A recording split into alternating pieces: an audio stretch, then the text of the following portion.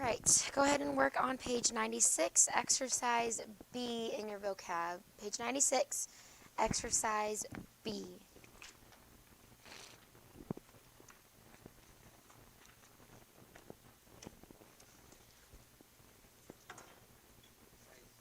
Yes.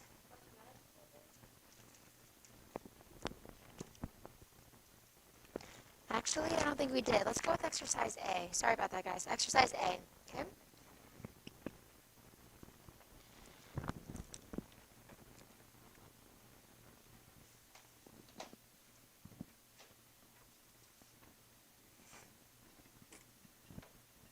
Gabby, Hood.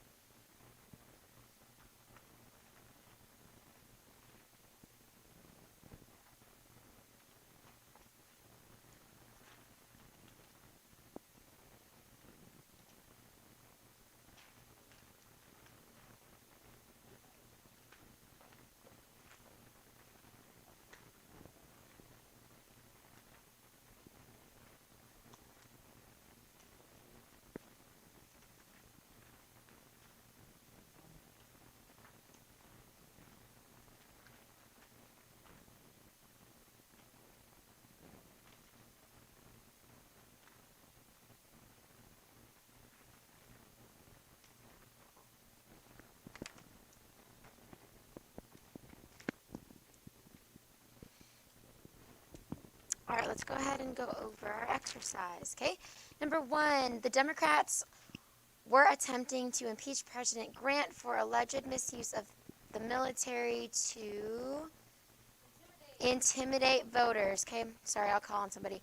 Number 2, no evidence exists to blank the story that 2 people were involved in President Kennedy's assassination. Gabby, take off your hood and answer the question.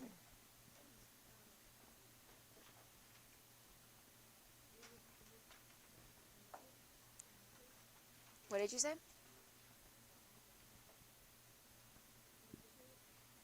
Exists to initiate the story? Who has this one? Austin? Good. Substantiate. Number 3. After breaking his mother's antique lamp while running through the house, the disobedient young boy tried to blank her with a shy, dimple grin, but to no avail. Adrian? Sorry? Delineate? No. Okay. Who has this one? Andrew? Okay. He's in trouble, so not mitigate. Okay. What was it? Propitiate? Good. Okay. In this case, it's talking about causing to be favorably inclined. So that one was a difficult one. While he was running through the house, he was in trouble, so he was trying to, get his mom to side with him and give him mercy by propitiating her, but it didn't work. Number 4, the mere mention of the name Robin Hood caused the sheriff of Nottingham's heart to, okay, what was it, class? Palpitate. Good. Number 5, when interrogated, the prisoner of war would simply blank his name, rank, and serial number. Who has this one? Raise your hand. Derek? Yep. What was it? Iterate. Awesome. Number 6. After the heirs had gathered around the table, the lawyer began to blank the terms of the will. Elijah, do you have this one? Okay, this one is delineate. Okay, delineate. And yes, that means to give detailed description, all of those. Number 7, an injection of morphine blank the excruciating pain of the wounded soldier. Jesse? Okay. Who has this one? Doug? Mitigated. Good. Okay, number 8. Maybe Jesse, you can try and find this one. The price of gasoline may blank from week to week, but undoubtedly it will not return to what it was in the good old days. Something about changing. Fluctuate. Awesome. Number 9. Exercise is healthful because it blank one's heartbeat and therefore strengthens the heart muscle. Isaac? Accelerates. Number 10. Even though Anne blanked the detailed project, she did not want to finish it because it was becoming complicated. Okay, she didn't want to finish it, but what did she do with the project? Jaden?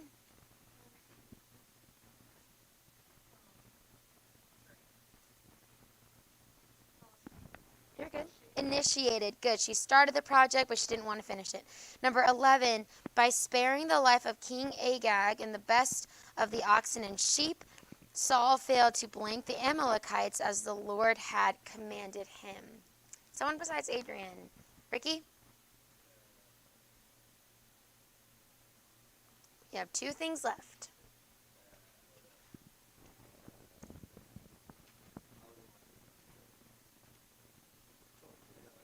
What was it? And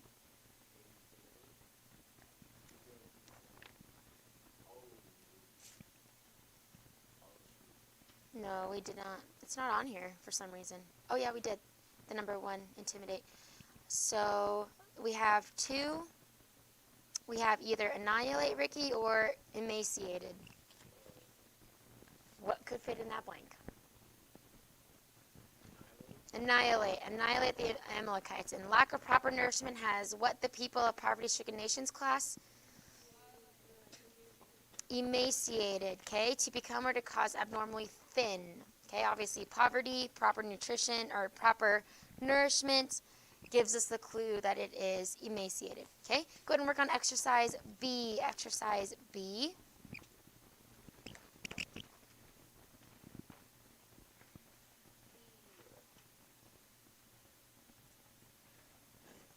Tonight for homework, you are doing 7 through 12. 7 through 12 twice for your vocab, words, and definitions.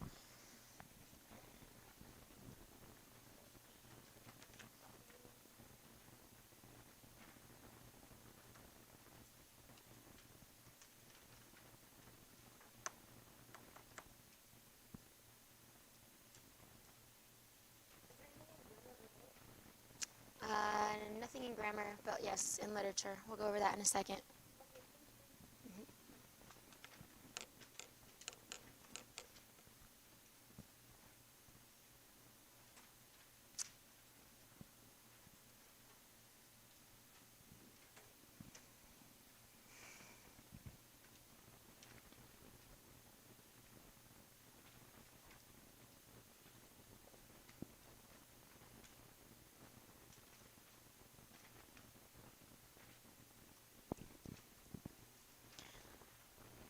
Okay, the synonym of emaciates. Derek? Okay, L. Derek, give me number 2. Synonym of fluctuate. M. Swing. Substantiate. Number 3. Isaac? I. 4. Mitigate. Adrian? Not C. Let me see. Give me a second.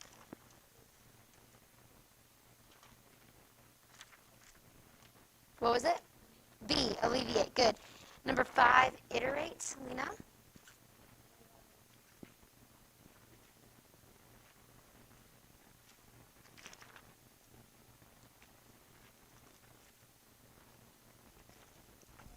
Okay, recount. 6. Propitiates. Maya?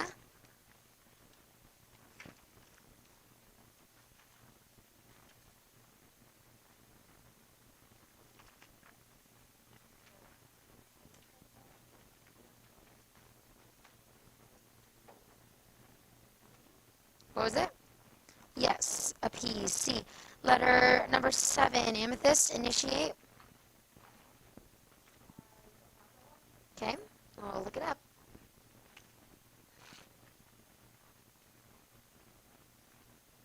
A. Admit. Good. Number 8. Annihilate. Avery. G. Exterminate. Number 9. Delineate. Gabby. E. Define. Accelerate. Number 10. Ricky.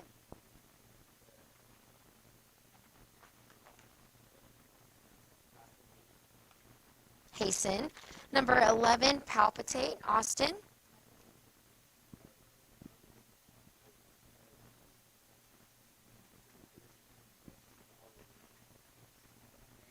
J. Pulsate. And then number 12. Intimidate. Yuvia.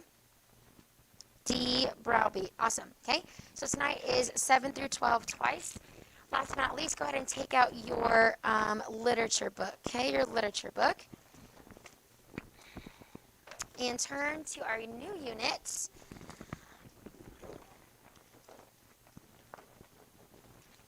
On page number 298. 298.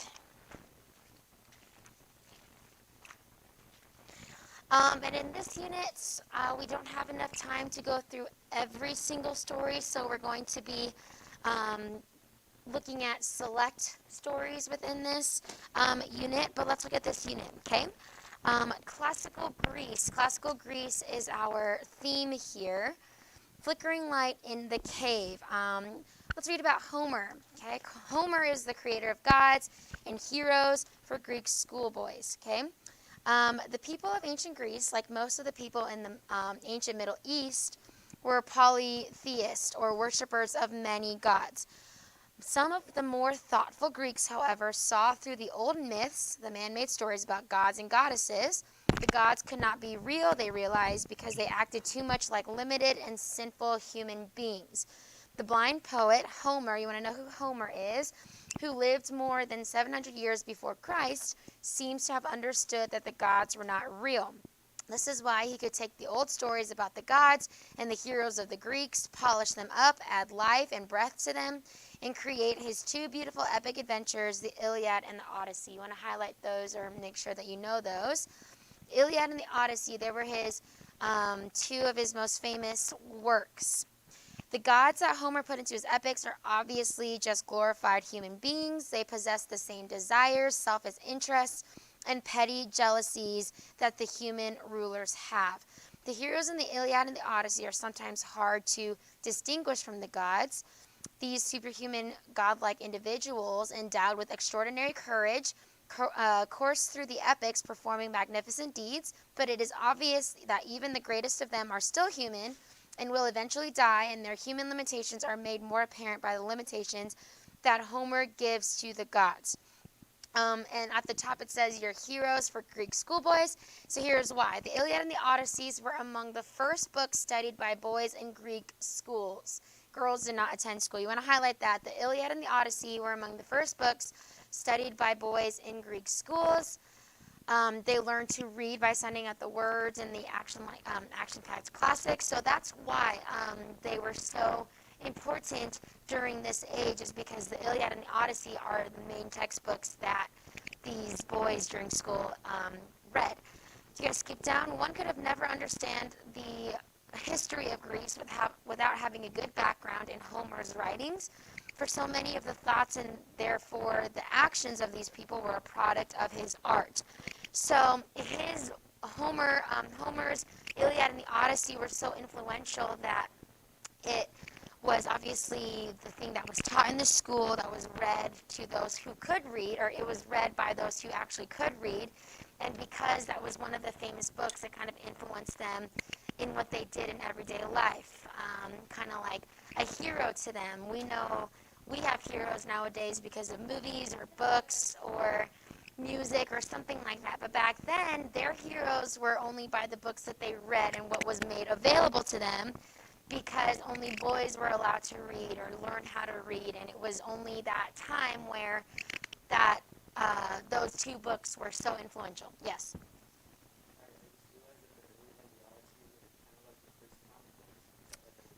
They weren't comics, but they definitely were stories, or like super human stories or superhero stories for those guys back then. That's what they really modeled their life after, okay? So that's why it was very influential. These two books were influential. Let's look at the background of the Iliad and the Odyssey. Okay, the word Iliad means the tale of Ilias, or Troy, okay? Generally counted as Homer's first epic, the Iliad recounts the events of a period toward the end of the 10-year war between Greece, or Achaia, and the city of Troy. The war had been largely caused by Paris, who was the brother of Hector, who had run off with Helen, the world's most beautiful woman. Gods and goddesses would take sides to help or hinder the human heroes of the war. Achilles, the proud and powerful Greek warrior, refused to participate in the fighting because Agamemnon, king of Achaia, had stolen his mistress. Achilles is finally roused to vengeance, however, when Hector, the son of Priam of Troy, kills Achilles' friend Patroclus. As the furious Achilles nears the walls of Troy, Hector girds on his armor and goes out to meet him. Phoebus Apollo, son of the great god Zeus, roots for Hector, but the other gods and goddesses have different ideas, and the fate of Troy's hero is sealed. This selection from Book 22 presents a touching picture of human nature as Hector's mother and father plead with him not to fade with the formidable Achilles, and Hector's wife mourns for her dead husband. It also realistically portrays universal characteristics such as anger, resentment, kindness, love, fear of death, and longing for immortality.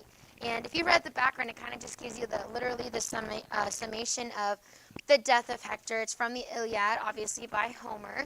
We're not going to take the time to get into the death of Hector this school year, but you can see here there's a lot of characteristics such as anger, resentment, kindness, love, fear of death, all human-like characteristics. So Homer knew that.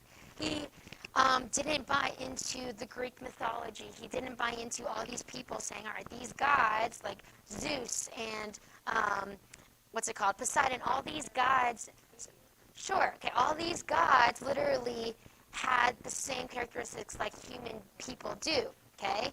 So he knew that they could not be the gods, and how how hyped up that other people made them to be. So he knew in his stories he gave them human-like characteristics. Yes, Ricky? Because he was talented. Just like the way Beethoven, who was deaf, wrote symphonies.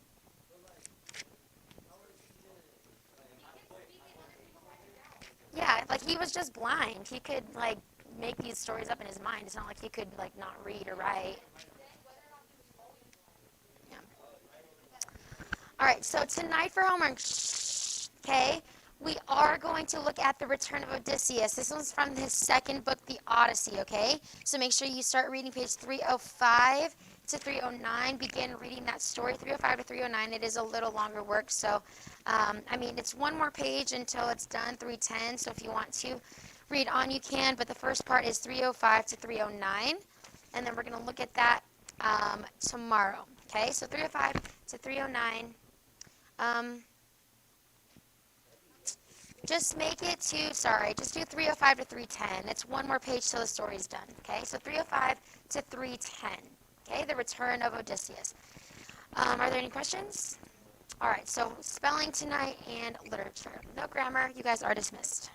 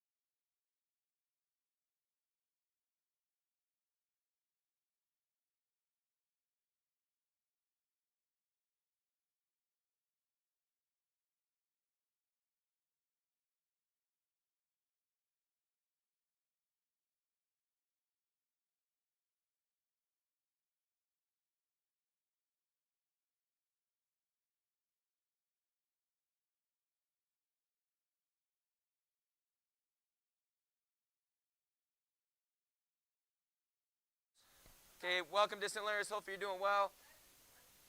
What? Can you do what? No, we're doing notes. So pull out your notes. Let's go. Make sure your phone's away. Phone's away. Or whatever you're doing. Unless you're pulling a pencil. I could be wrong. It's just you have a backpack there, so it makes it always look suspicious. Okay, Gabby, Doug, take it out of your hair. Give it back to Gabby. Take it out. Can I? Avery's got the hot mess looking going on today. All right, we're going to get started after we pray. Okay, any prayer requests today? Sophia, how's your sister and friend? Still pray for him? Shh. Everyone should be quiet right now. Again, if I call on you to pray, you should already know the prayer request. Not right now. All right, Sophia.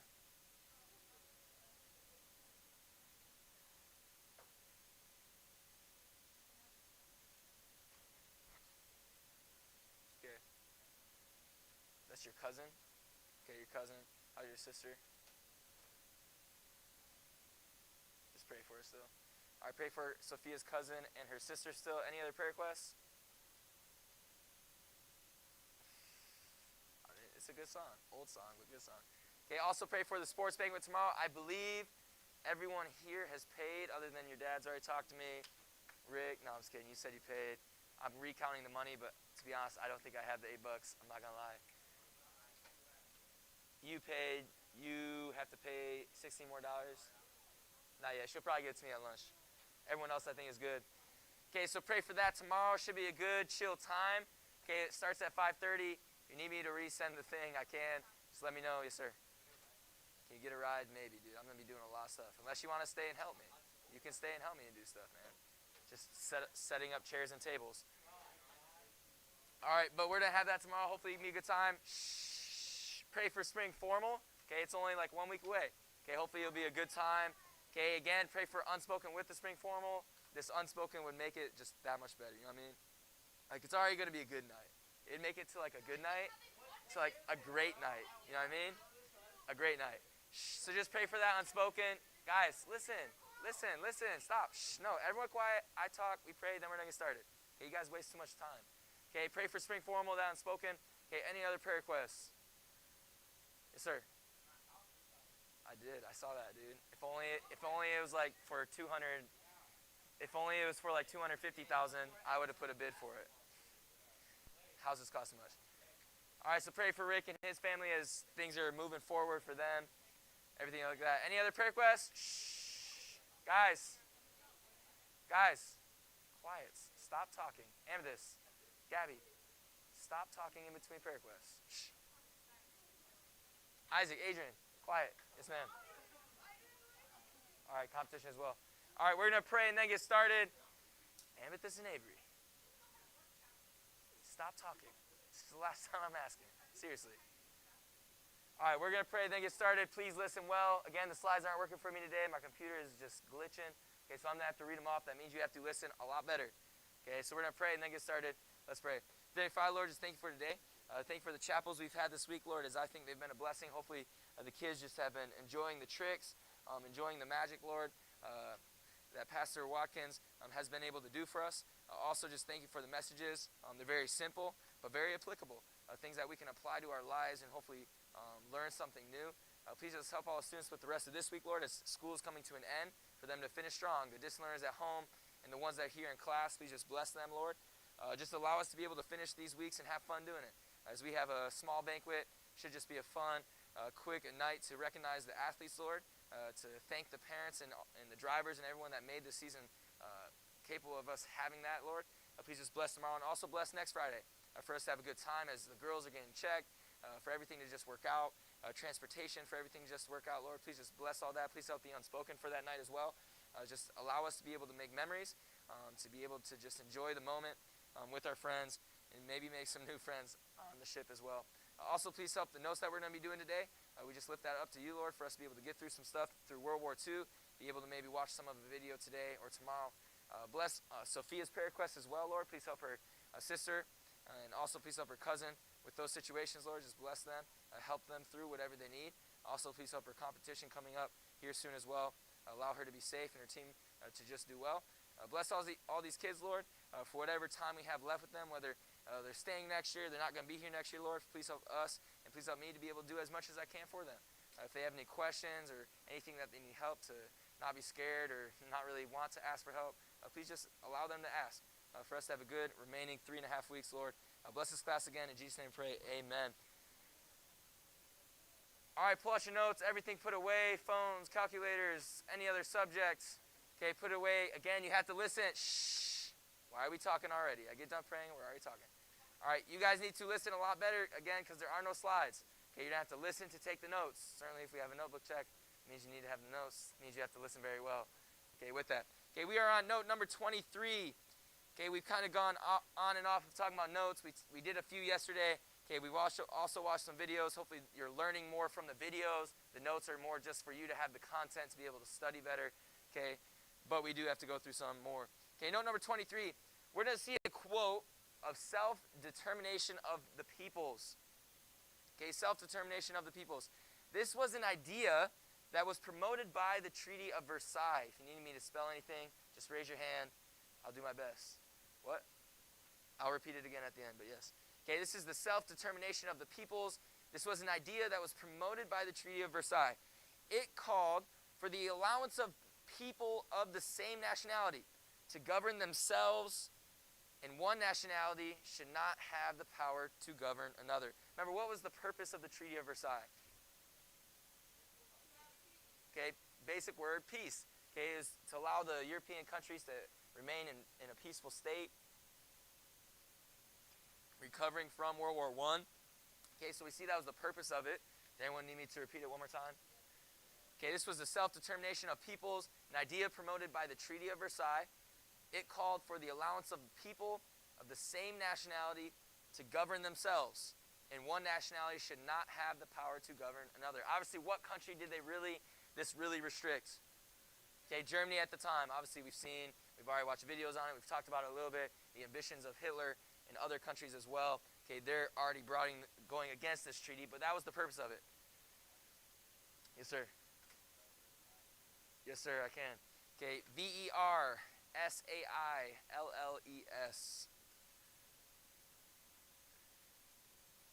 Okay, but this is going to bring us to a few places that we need to know. The first one is Sudetenland, or Sudetenland. I'll spell it Sudetenland.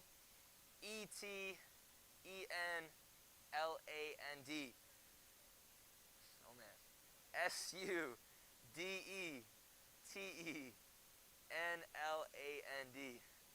Sudetenland. Okay, this was a mountainous region along the Czech and German border. A mountainous region along the Czech and German border. Since there were 3.5 million pro-Nazi Germans. Okay, they grew. This idea of Nazis really grew. Again, the beginning of Nazis, the purpose of it wasn't completely bad. Okay, obviously it helped Germany grow. Its politics regrow, its economics regrow, but we see it taken way too far. And obviously now we know that to be a very, bad belief. Okay, but we see these Germans in Sudetenland. Okay, Hitler demanded the Sudeten Germans to be returned to German rules as part of this self-determination of the peoples that we just mentioned. Okay, basically saying what was the purpose of that self-determination of the peoples? What was the purpose of it? Okay, to govern themselves and for everyone to come together in the same nationality.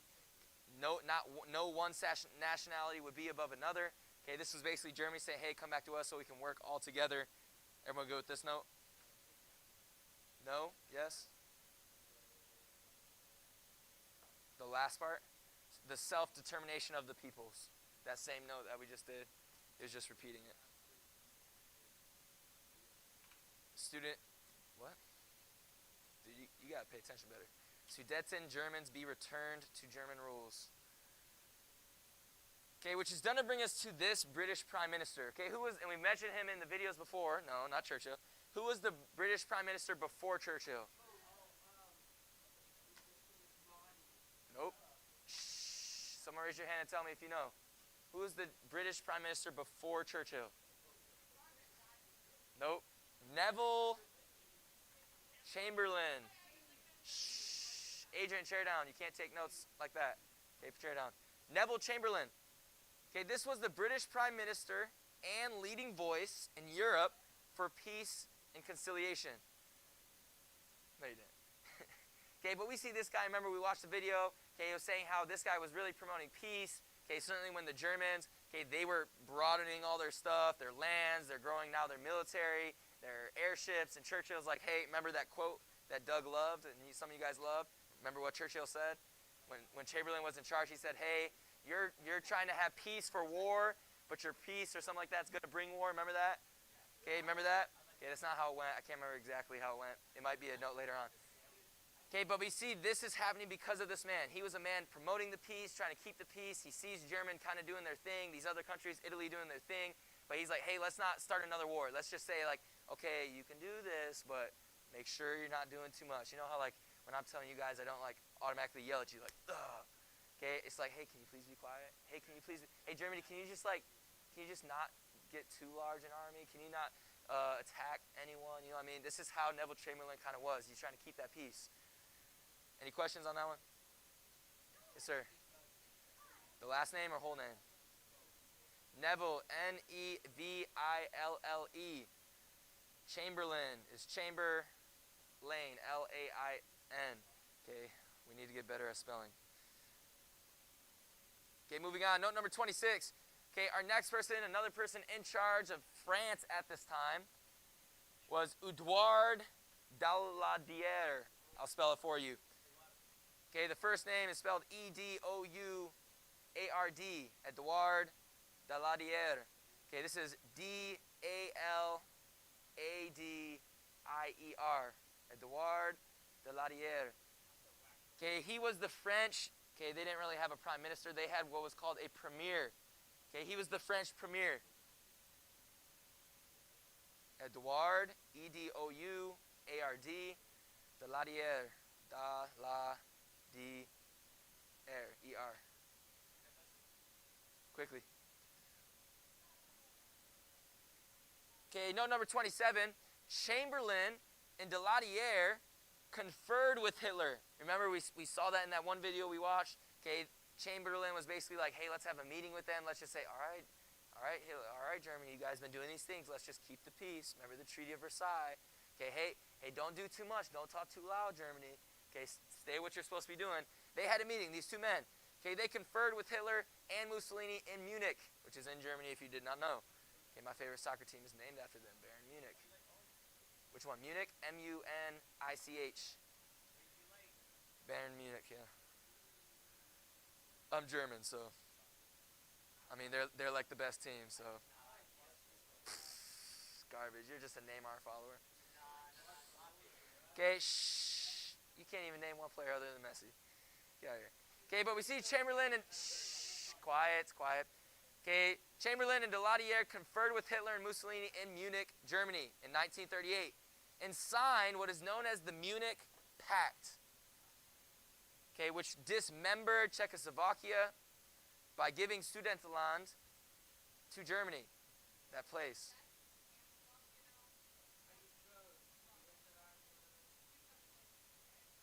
No, it's still one place. Yeah, it's still Czechoslovakia. You just call them the Czechs.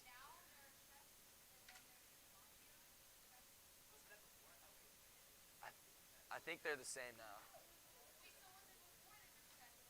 Yes. Because of the whole thing where they're coming together, like one nation to work together, that's when it became Czechoslovakia. Yes, sir. Shh. What? I don't know the blanks, dude. Just get it from a friend. If you can't hear me, you gotta get it from a friend. I can't do every note for you. All right, Czechoslovakia was not represented at the meeting. That's the last sentence of the note. They were not represented at the meeting. Dude, I don't know the blanks. So, and I dismembered Czechoslovakia by giving Sudetenland. It's already a note we did, so look back up. Okay, so know those two guys met with Hitler. Okay, note number 28. On his return to England, Chamberlain, Gabby, turn around. okay, waived a copy of the Munich Pact. So they went to Germany, bathroom, quickly, and come back. Okay, they made this deal like, oh, hey, Hitler, keep the peace, keep the peace. They make this Munich Pact thinking, hey, there's going to be peace. Okay, Chamberlain takes it back to England, waving it in front of his people. Hey, guys, it's okay. Okay, I talked to Germany. They're not going to attack anyone. Okay, they're just growing their strength. They're not doing anything wrong. Okay, he's waving this pact, thinking everything's okay, proclaiming that the British people, that the pact meant peace for our time, saying, hey, during our time of life for the next 40, 50 years, it's going to be peace. Okay, the peace is going to maintain. Obviously, we know that to be untrue. Everyone good with that note? Okay, note number 29. This is number a term we need to know: appeasement. Appeasement. A-P-P-E-A-S-E-M-E-N-T. Appeasement. Okay, this means either giving into the demands of aggressor nations or taking no action when the aggressors attacked weaker countries. Okay, this means either giving into the demands of an aggressor nation. Okay, so aggressor nation like Germany, they come up to you, hey, we're going to do this, this, and this, unless you do this, this, and this. And you're like, okay, we'll do this for you. We don't want to get hurt. Or it means taking no action when the aggressor attacked weaker countries. So that's like, say, Amethyst and Avery, they're a strong nation. They go over to Isaac and Adrian, they're taking over, and Rick and Andrew do nothing. They don't stop Avery and Amethyst. They're like, hey, you guys just, you just do your thing, don't touch us, That's kind of what happened. This is what appeasement means. It either means you give in or you take no action. You don't help. You don't stop the bully. You watch it happen. Okay, does that make sense? That's what appeasement is. Shh. Everyone good with that one? Okay, note number 30, we're going to see this. We got to know appeasement because we're going to see this. We already watched a video on this. Okay, but Albania, A-L-B-A-N-I-A, Albania, this small country and area was seized by Mussolini in April 1939. What's going to happen after this? We've already mentioned it before in the video. No. The League of Nations aren't going to help. We've seen this in Ethiopia as well. But Italy is already out of the League of Nations. But Albania seized by Mussolini in April 1939. Okay, note number 31. Hitler demanded that Poland relinquish the Polish corridor and free the city of Danzig in Germany. Remember, okay, after World War I, the Treaty of Versailles did what to Germany? It took pieces of it away. Remember? Took a piece and gave it to France, took a piece and gave it to Poland, took a piece and gave that little port to Netherlands. Remember that? I'm going to repeat it in a second. Okay, remember doing that? We mentioned that before. We saw it in the video. Okay, all those parts of Germany were taken apart. Okay, so we see Hitler demanded now. Germany's growing. Okay, Chamberlain in England's like, hey, it's okay. Everything's going to be all right. Okay, we see that happening. But we see Hitler now that their army's growing. This is where we're going to see that term appeasement happen. Okay, Mussolini going to other countries, Hitler going to other countries. Hitler demands that Poland relinquish the Polish corridor, C-O-R-R-I-D-O-R. Okay, basically saying, hey, Poland, give us back what is ours. Okay, this is where this appeasement comes in. They can either, someone else can step in and help, or you can just give in. Okay, and the free city, and to free the city of Danzig to Germany, to give it back to them. Danzig, D-A-N-Z-I-G.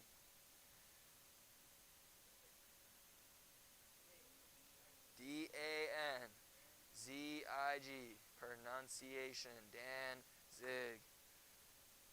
Let's go back to kindergarten.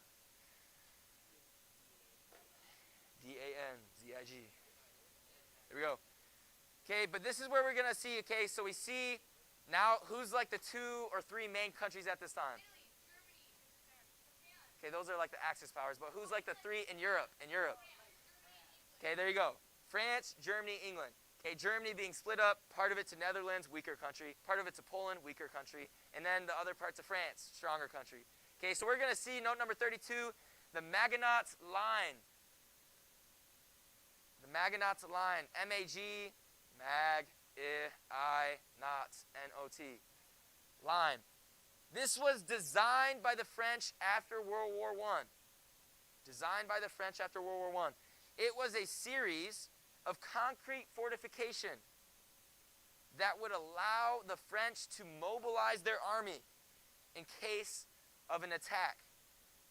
It had state-of-the-art living conditions at that time, obviously not to what we know today, and was nearly impervious to attack what proved ineffective as a barrier. Okay, it was basically like a little concrete cave. Okay, you made this concrete cave. Okay, you know, like the pictures where you have people inside, the little holes for their guns and to see, but there's no other holes. Okay, you can't really get in other than that. There's one entrance only. You usually lock the door. This is what it was. Okay, and on their border between them and Germany, they created this Magnates Line. Okay, with all these kind of little areas for them. Okay, these concrete areas and fortifications. Yes, ma'am. The whole thing? Yes, so it had state-of-the-art living conditions and was nearly impervious to attack, but proved ineffective as a barrier. Okay, so it's very hard to get rid of, but it's limited in vision, right? Not a lot of people can get in, but you can only see where the hole is directed, okay? That's all you can see. You couldn't see anything. Okay, so we see it was good. Okay, if you're in a fight, no one can really get in. But the thing is, was it really good as like a barrier for a country? No, because someone could just sneak around and exactly. So that's what it's saying. It's saying, hey, it's really strong, so people couldn't really destroy them very well. Okay, but they didn't really work because people could just be like, France, because they made it on that border, southeastern part of France. Okay, sorry, I had some pictures for that, but again, my slides aren't working. Okay, but the next line we're going to see is the Siegfried line. The Siegfried line. You spell it Siegfried. The Siegfried line. This is the German response to the Magnates Line. Okay, so the France makes these little concrete fortifications. Okay, the visuals is not good. Okay, so the Germans, Doug put it away. The Germans make this Siegfried line.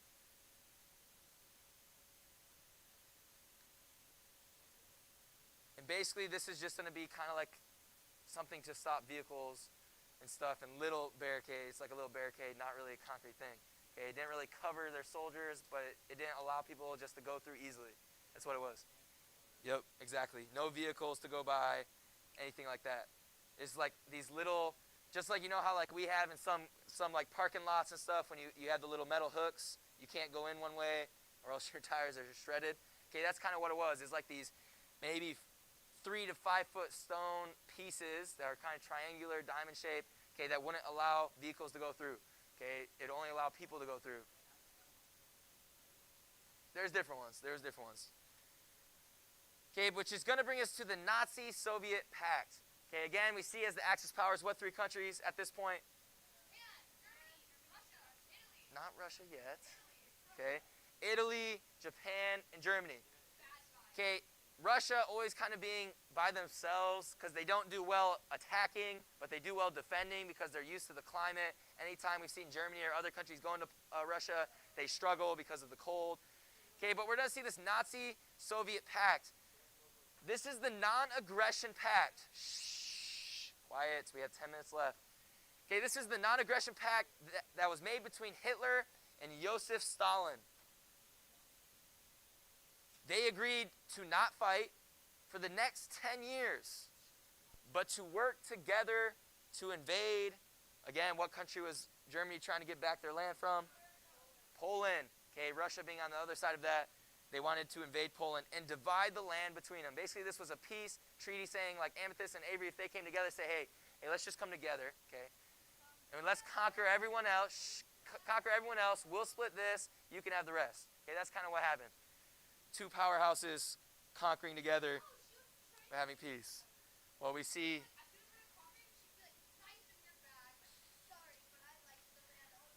I mean, do you think Russia and Germany really worked well together? No, they're just saying, hey, let's just stay apart, keep peace, and just stay away from each other. Let's conquer this land. But they're not attacking together. One's attacking from one side, one's attacking from the other. So really, it is. Okay, but on September, note number 35, September 1st, 1939, the Nazi war machine moved into Poland. 1939. September 1st, 1939, the Nazi war machine moved into Poland. The French and the British governments finally realized, okay, after the Munich Pact was made. They're like, oh, peace forever. We're going to be okay for the rest of our lives. Okay, Chamberlain waving it to his people. Okay, the French and the British governments finally realized the need for action on their part. But by the time they realized they needed to have action, it was what? It was too late. When the Germans refused to withdraw, so then French and England's like, hey guys, you said there was peace. Chamberlain, you said there was going to be peace. What are you guys doing?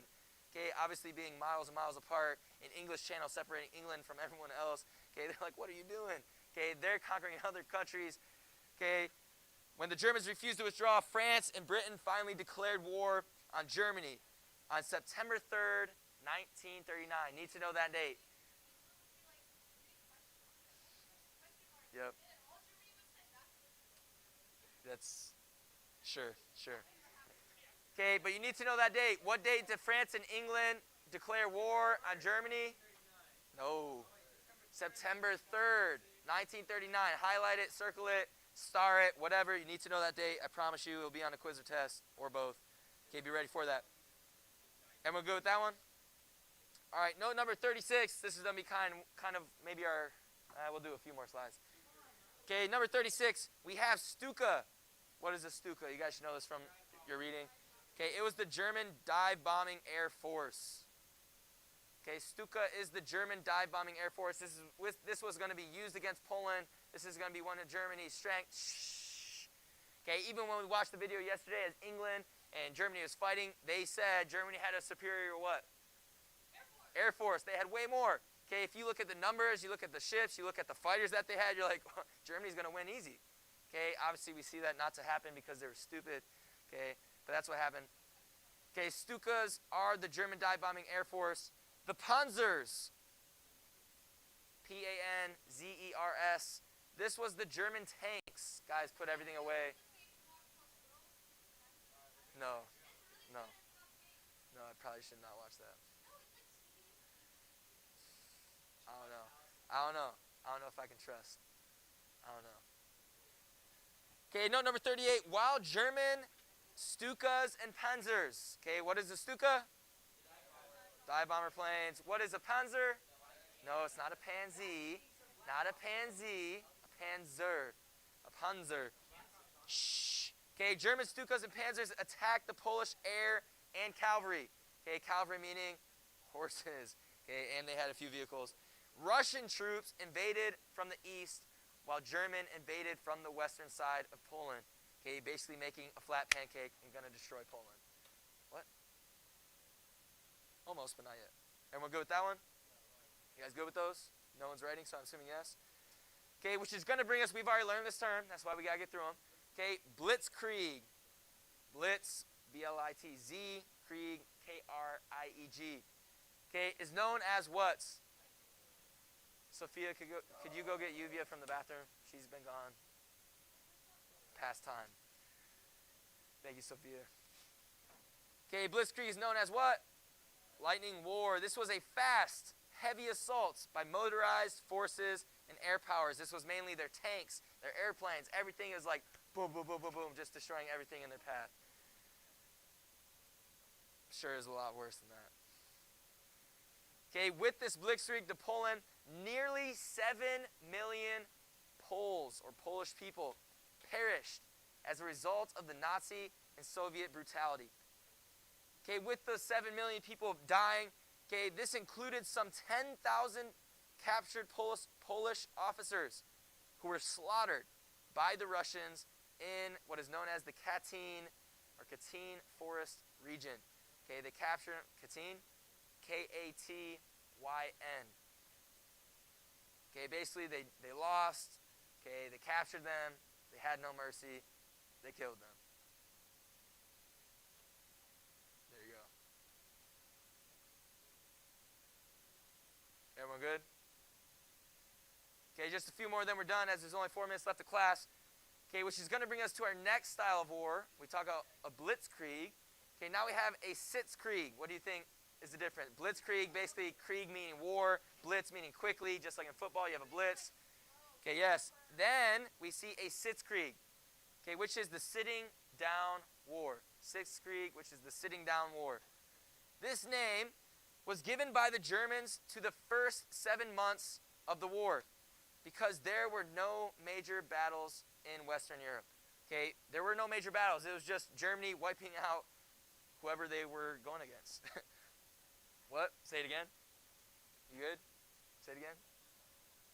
Name given by the Germans to the first 7 months of the war because there were no major battles in Western Europe.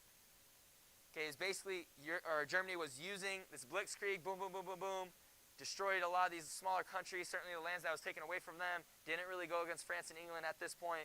Okay, they used their Blitzkrieg. After they conquered, destroyed, then they used the Sitzkrieg. Okay, they sat, they waited, they reflourished their armies, their tanks, their planes. Okay, just like we see Europe do that against Germany at that time as well. Okay, know the difference between the two. Okay, this will probably be our last note for today. Note number 42. The Sitzkrieg, you should know how to spell that since it was the last note, was broken in April 1940. Okay, so the Sitzkrieg that the Germans had started, it was broken in April 1940 when the Germans launched surprise invasions of Denmark and Norway. Remember I told you the two weaker countries that had land of Germany, Poland and Netherlands. Okay, it's Netherlands, but they're kind of the one and the same at the time, the Norwegian area. Okay, but now we see Germans launch surprise invasions on Denmark and Norway. The Danes were overcome in a day, but Norway lasted for nearly a month. I mean, that is a really long time for wars to be going on. That's a long battle. That's them fighting the Norwegians, yeah. Germany versus Norway. That's what I mean. It's a long time. When the Danes only lasted 1 day, and no. Okay, we'll stop. Actually, one more note, then we're done, because this goes along with it. Okay, we've already talked about him. Note number 43, a person, Vidkun Quisling. V-I-D-K-U-N, Quisling, Q-U-I-S-L-I-N-G. This was a Norwegian trader, one of the reasons why they actually lost. Okay, a Norwegian trader who was installed as the head of the Nazi puppet government. Remember we had that in our quiz. It was part of the homework. Okay, he was installed as a head of the Nazi puppet government after King Haakon VII escaped to London. Basically, Norway lost. Okay, the king fled. He didn't want to die. Okay, he went to England since that was kind of a fortitude still at the time. Okay, they had the superior navy. They had a strong air force. Okay, he fled, and Vidkun Quisling became kind of the leader, okay, the dictator of Norway at that time. Okay, we'll stop there for today. We're going to be talking more about that. What? For what? For what? For 43, Vidkun Quisling, a Norwegian trader. Which part? Quisling? Quisling? Q-U-I-S-L-I-N-G. Okay, that is it for the notes. I won't give you guys any homework today. Give you guys a little break. Okay, listen, sports banquet is tomorrow starting at 5:30. If anyone would like to help, please let me know. Okay, with chairs and tables. Okay, we're setting up. If any girls want to help Mrs. Coral decorate, just ask her. I'm sure she'll let you help. She would love to help. Okay, with that, I'm pretty sure everyone paid except you guys, but it's going on your bill, so you're good. I was already talked to. That one's about to be finished. That's everyone. Okay, that is it for the class. You guys are dismissed. Just learners, let me know if you have any questions. Make sure you're getting everything turned in on time. Okay, hopefully you're doing well. We'll be back tomorrow for more notes and maybe a video.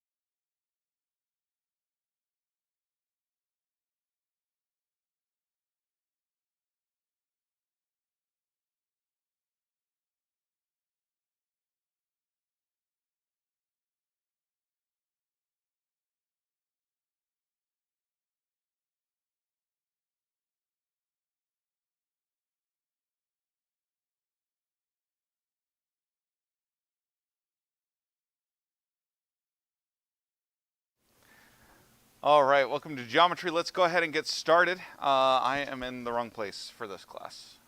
Welcome to chemistry. Yeah, no, my geometry slides are designed with a spot in the bottom corner for me to be on the stream. My Algebra 1 slides are designed for me to be up top, so like I always forget and have it in the wrong place. All right, so geometry 4.11 Pythagorean Theorem. Theorem 62 says that the square of the hypotenuse of a right triangle is equal to the square of the, or sum of the squares of its legs. In other words, this is the Pythagorean theorem. We just don't normally word it that way. Okay, we're to prove that AB squared equals AC squared plus BC squared, or better commonly known as C squared equals A squared plus B squared. Okay, that's the idea here. So let's go ahead and show that proof in here. So we have our given, which is right triangle ABC with AB as the hypotenuse. We will draw CD perpendicular to AB. Exactly one perpendicular can be drawn to a line from a point outside the line. Then, from Theorem 61 Part 3, AB is to AC as AC is to AD, and AD is to BC as BC is to BD. Finally, then, AC squared is equal to AB times AD, and BC squared is equal to AB times BD because cross multiplication. Okay, I don't know why I wrote it out, but it's just cross multiplication. All right, then, by adding equals to equals, we've added BC squared, which equals AB times BD. Okay, so adding equals to equals, we get statement 5. Notice that we have a common AB on the right side of that equation, so we can factor that out in step 6. And then in so doing, what? Oh, right. We also know that AB is equal to AD plus BD because the whole equals the sum of all its parts. If you look at AB, it's AD plus DB. So we can swap out AD plus DB for AB again. AB times AB is AB squared. Okay? So that is the proof. The reason why we cover it so late in the year is because we needed to know all those things in order to prove it. That's the reason why. It's not because, you know, we're just late to the party. It's because we had to wait until we could prove the thing. That was the real reason. All right. Now with that, we have corollary 62-1, which says that the difference of the square of the hypotenuse and the square of one leg... Whoops. Yeah, that should be singular. Of one leg equals the square of the other leg. To prove that one, we just add step 9, where we just do subtraction. That's it. We just tack on to the previous proof. Whoops. Real quick, term you need to know. Heads up. Fair warning. Bold term. You should know this thing. A Pythagorean triplet is a group of 3 positive, non-zero natural numbers that by the Pythagorean theorem. Okay? So 3, 4, 5 is an example here where 3 squared plus 4 squared equals 5 squared. Okay? That's the idea. Another example would be 12, 35, 37. Okay? Those are examples of the Pythagorean triplet. They come up a lot in pre-calculus, especially when you're dealing with a bunch of trig. Knowing a lot of the more common Pythagorean triplets helps your math go a lot faster because then you don't have to do the Pythagorean theorem every time. Specifically 3, 4, 5 comes up a lot. So it's just really useful to know them off the top of your head. Moving on. A constant is a quantity which remains the same throughout a given problem or discussion. And a big shock to everyone. That was it. It's just the bold term that you need to know. All right, so exercises 411, number 6. What in the world happened to that? What happened to my slide? What? Why? Okay. It's literally the same text that's over here. What did how? Was there a picture at some point? Okay, well, I'm just going to delete that, and I have no idea what happened there. I blame PowerPoint. All right. It's probably my fault, but I blame PowerPoint. All right, so we know, guys, listen up. Are you? We are given that AB over AC equals 3 over 2, and BC equals 35 inches. We're to find AB and AC. So this is an example, because you guys are going to have the rest of exercises 411 for homework tonight, so you may want to pay attention to this. Well, I scramble to find the work for it. All right. So one thing to mention right off the bat here is, first of all, where is my cursor?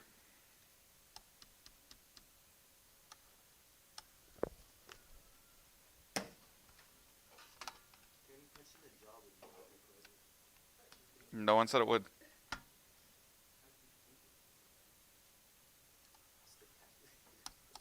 Oh, there we go. Now it works.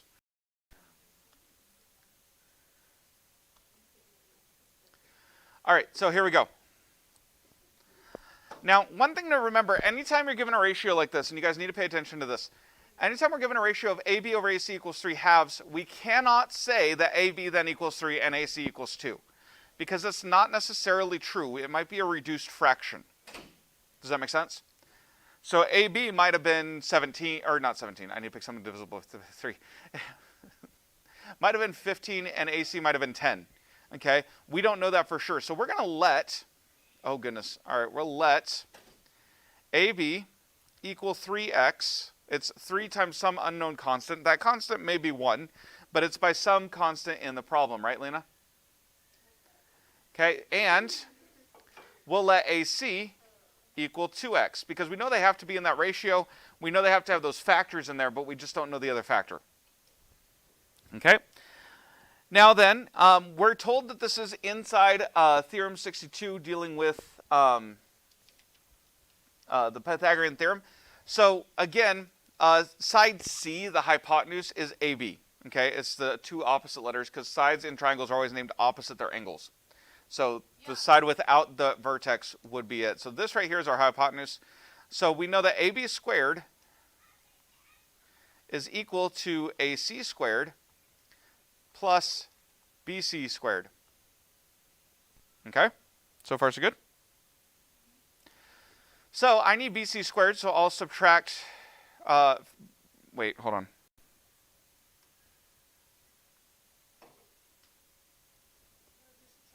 Oh, hold on.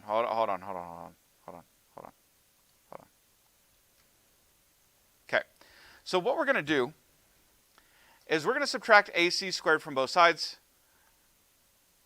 And the reason for this is because these two terms are going to have x in them. So we want them on one side. We're going to want BC squared on the other side. Okay, that's the reason for it. All right, so AB, we've let equal 3x. So we're going to have 3x squared minus AC, which is going to be 2x squared. That's going to equal BC, which is going to be 35 squared. Okay? So when we simplify this, first of all, we're going to have 9x squared minus 4x squared. Keep in mind this squared essentially gets distributed over multiplication. That's not actually what it's called, but that's what happens. All right, and this equals 35 squared, which I'm going to cheat and look at the book, is 1,225. Okay? Do 35 times 35. Cheating is required for math teachers. All right, 9x squared minus... What? If I took time to do every single bit of math, like, that I needed to do, like, we would never get out of here. So 9x squared minus 4x squared is 5x squared, is equal to 1,225. Divide both sides by 5, and we get 245. Now, 245 is not a perfect square, unfortunately. No, we didn't do FOIL. Okay, anyway, I'm sorry. The glare. All right, so instead, though, we're going to, when we take the square root, x is going to equal the square root of 245. Now, we need to simplify that, but we don't want to go to decimal. Okay? We want to keep it exact. So pay attention here. You should not just throw it in your calculator.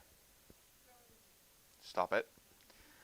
All right, so we're going to take 245 and do division by primes. Okay, 5 is the easiest prime I see that will go into this. So 5 goes into 24 how many times? How many times does 5 go into 24? 4.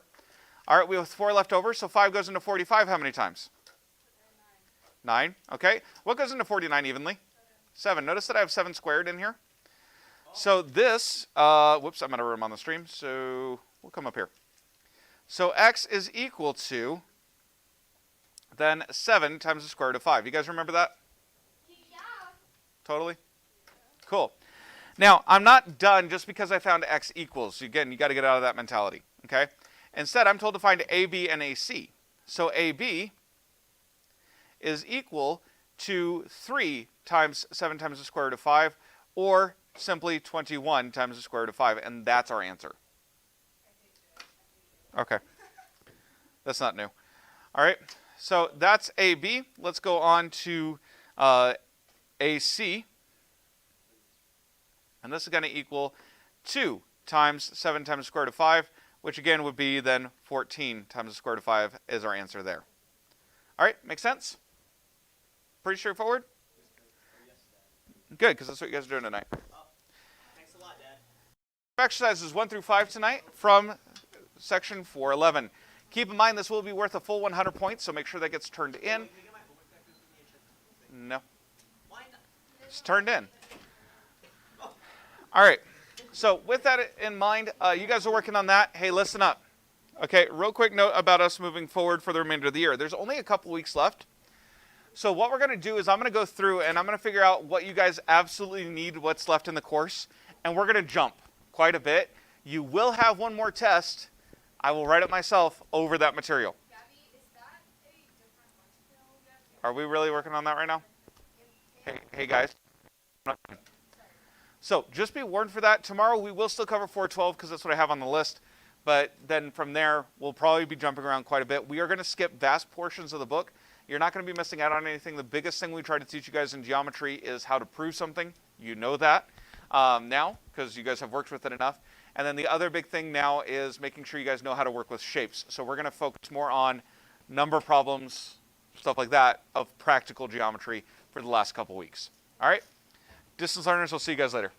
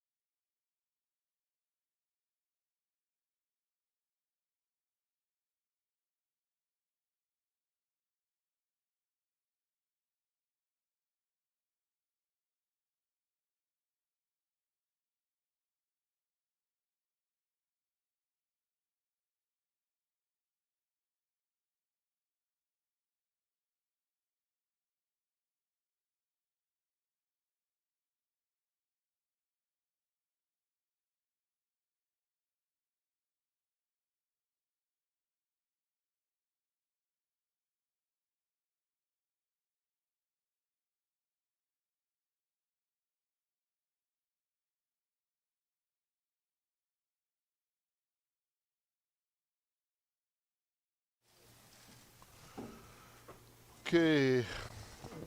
Welcome back, DLs, class, science. Okay. This is where we left off yesterday. And this is on page, what? 15? Yuvia's not here today. Shh. Okay. Well.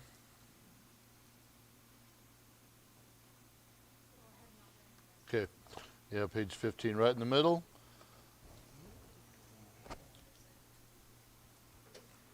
Or down at the bottom, I should say. I guess it would help to put it in my chip. Okay. Shh. Okay. Our last one, letter C there. On page 15 is your transition metals. On your periodic table, please stop talking. On your periodic table, these are groups 3 to 12. What's a group on the periodic table? Okay. Gabby, go back to your desk. Yuvia, go back to your desk, please. Okay. I said Gabby, didn't I?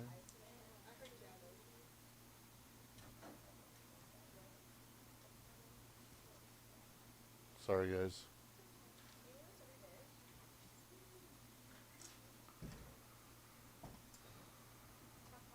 Okay. So on the periodic table, what is a group?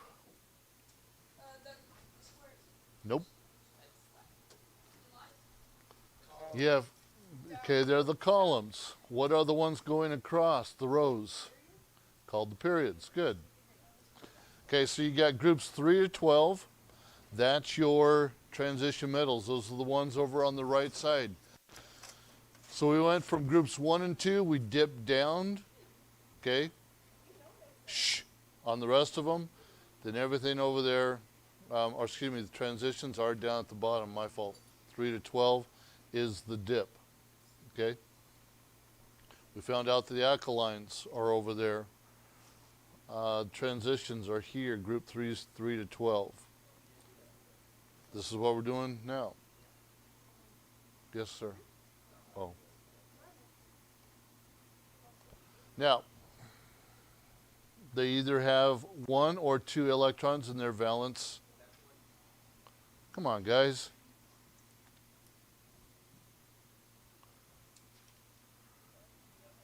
Groups 3 to 12. Done?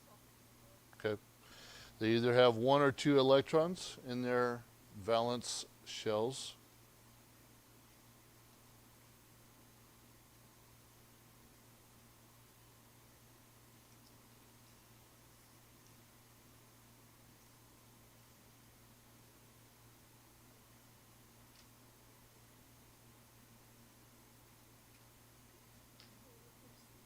Okay, number 3, such as transition metals such as titanium, iron, tungsten, cobalt. They're known for their hardness.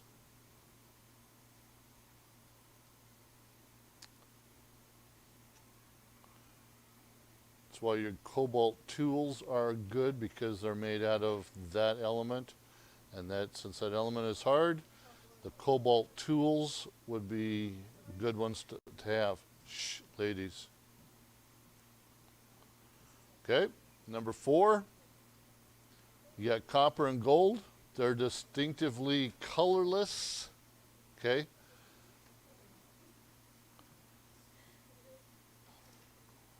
Yes, sir. Yes.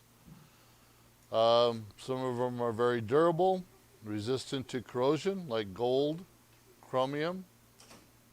Okay. Ladies, for the second time, please stop. Often used to protect other substances from the environment. So because of their variety of properties, transition metals have a wide range of uses.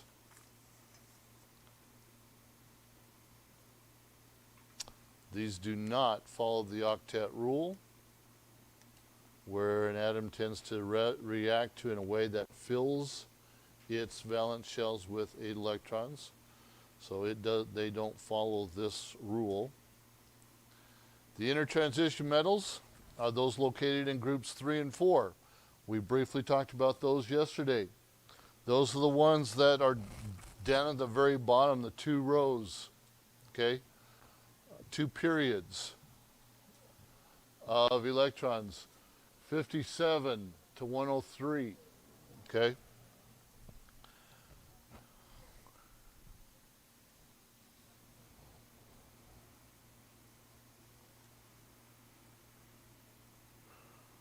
Okay, on the periodic table, those are the ones that are at the bottom of the below the main body. The inner transition metals, there are 30 of them. The first 30, lanthanum to lutetium. Lutetium. I had to put my glasses on for that one. Atomic numbers of 57 to 71. They're called the lanthanoids. And then the other 15 from 89 to 103 are called your actinoids. 30 of those. They have 2 electrons in their valence shells. Shh. Girls.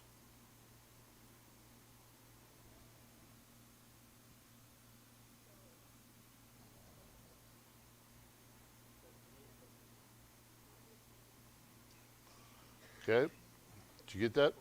2 electrons in their valence shells? Shh. Yes.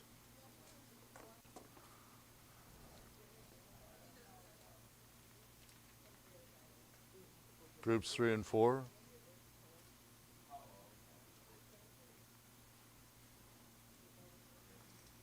Oh.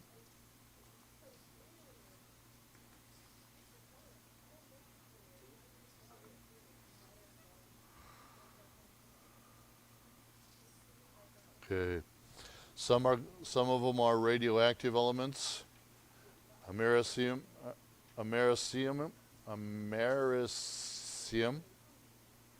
used in household smoke detectors. Plutonium and uranium, widely used in nuclear reactors. Amethyst, Avery, that's 1. Yes.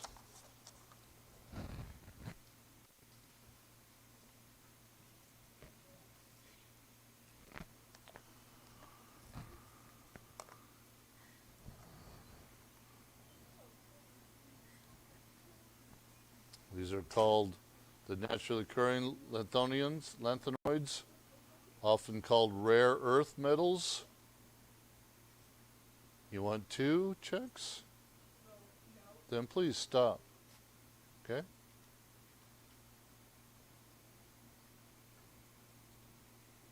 Because those were once believed to be scarce. Then you have your mixed groups. The groups of elements that exhibit a wider variety of properties.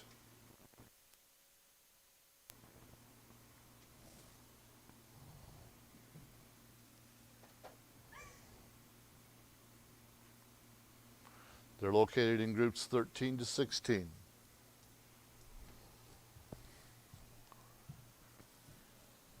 So those are the upper rise on the right-hand side of your periodic table, 13 to 16.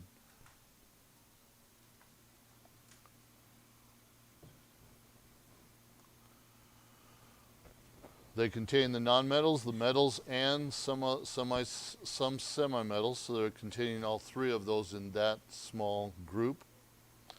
Groups 13 to 14 do not have specific names to them. 15 is called the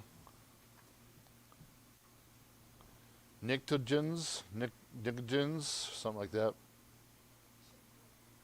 16 is called Chalcogens. 13 to 16 contain some of the most important elements to man. Humans and all animals breathe your oxygen, which is in that. They need oxygen to compound in the water, so oxygen is a key one in there. One with the letter O on it. You got nitrogen, which is the most abundant element in the air. You've got carbon, your basic constituent of all living things. Second most abundant element in the human body.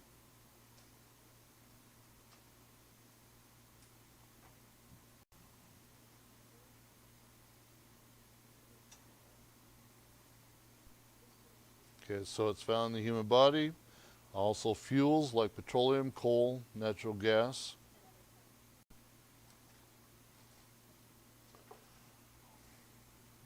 Forms that carbon exist in are graphite, soft, crumbly, black solid used as a powdered lubricant and as a pencil lead. Number 2, ladies.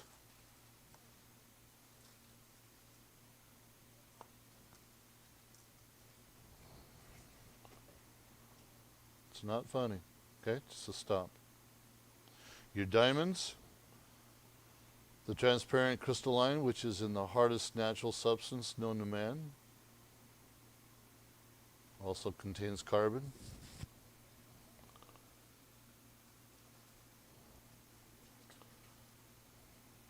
C, silicon. This is found in beach sand. Makes glass, solar cells, computer chips.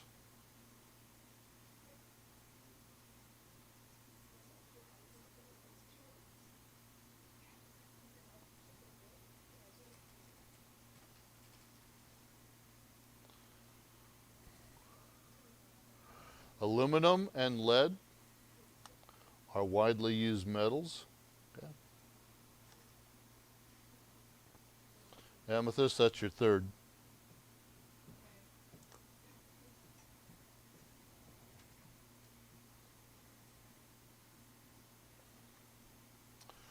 Then you have your halogens, located in group 17.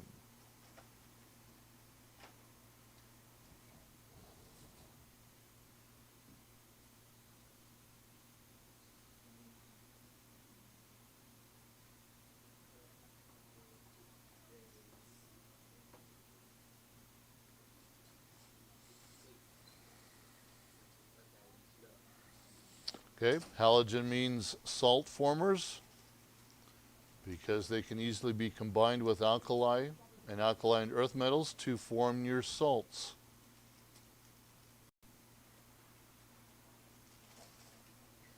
Number 3, the uses of halogens in fluorine.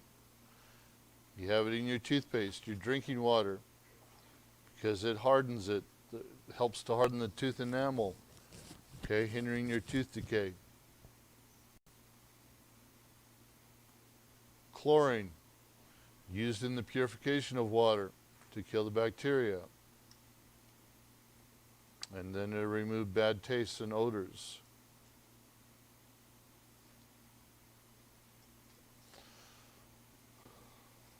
Bromine, it's used to kill fungus infections in plants.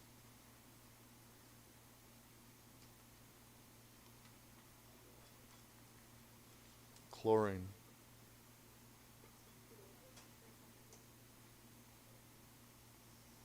C is bromine.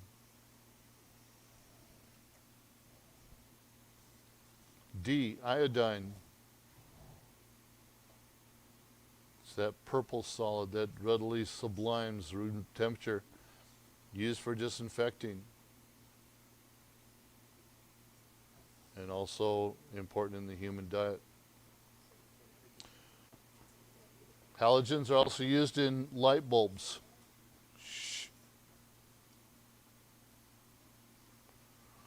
Then you have your noble gases, group 18. Okay.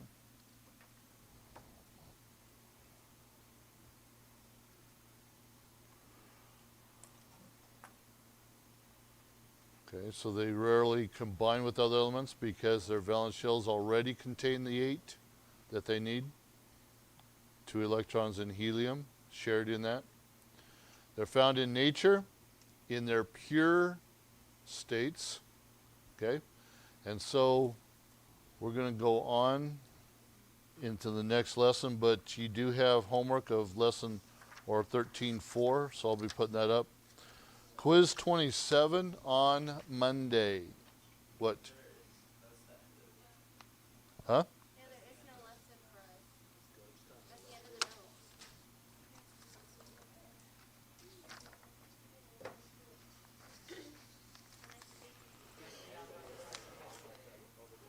There is no 13.4?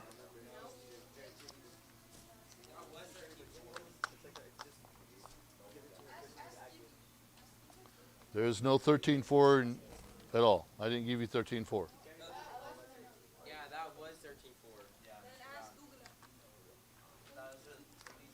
Yeah, Mr. Brown, that was 13.4. We just finished 13.4. I know. So you don't have section review 13.4? No, we do. But that's just the end of the note. Outside, Mr. Brown. That's the last lesson. Maybe you can make me disappear. Well, what if I want to create 13.5? We don't have 13.5. Well, what if I want to create it? I will try. Let's do it, Mr. Brown. Okay, Gabby. Okay. Thanks a lot. Okay. I'm not ready to go on to chapter 14 yet. Not today. But we'll start that tomorrow. So you do have 20 minutes left of this class period to get 13.4 done. Work on any missing work that you have. Let's get it accomplished, get it finished. And, okay, see what we can do. Okay, DLs, I didn't realize I was that close to finishing it today, but gives you some, gives you some time to work on your homework too, okay? So, DLs, we'll see you tomorrow, okay? Have a great day. Okay, Elijah.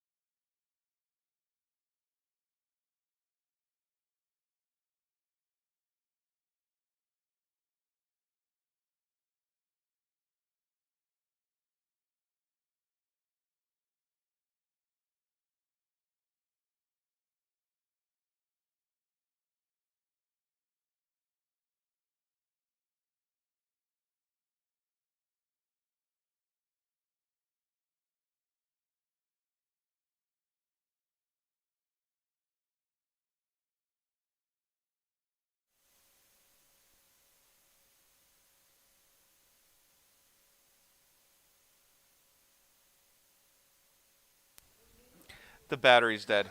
Beautiful. Distance learners, I'll be right back, because I got enough to say that.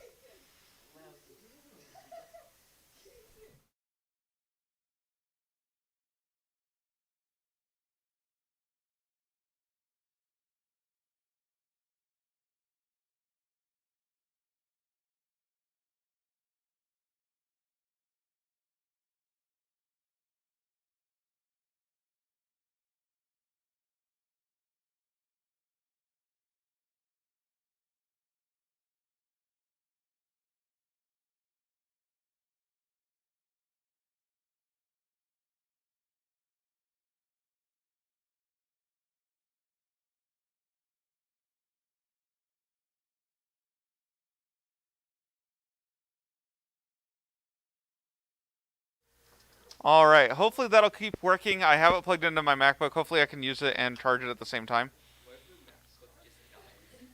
The MacBook has plenty of battery. I'm more worried about this thing surviving. But in theory, it's charging and running, so hopefully it can actually keep up with running while charging.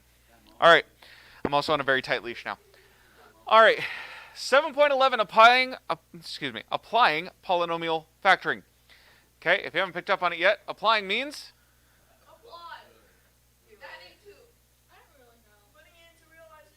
Word problems, correct. Oh, no. Example A. A rectangle with an area of 104 square feet has a length that is 5 feet more than its width. Find the dimensions. It's math. You kidding me? This is the answer to that. Yeah, okay, you realize word problems are real life scenarios. That's the whole point. Okay, aside from like the 48 watermelon thing. All right, like, aside from that, dude, I straight up have gone through and bought.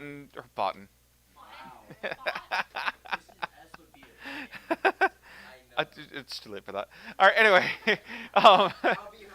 and purchased over 70 apple pies in a row before, so like, meh. Yeah, exactly.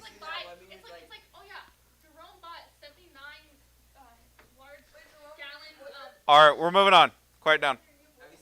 Hey. Shh. Okay. So we know that the length is 5 feet more than the width. Okay, so how would I represent that? X plus 5. Right, or to make it more representative, we're going to say width plus 5, or W plus 5. All right, so the length will be W plus 5, okay? And we'll just continue to use W for width. Okay, does that make sense? So... if it's an area, what's the formula for the area of a rectangle? L times W. Right. Area is equal to length times width. We know that the length is the width plus 5. We also know that the area... Whoops, I should not have done that. We know that the area...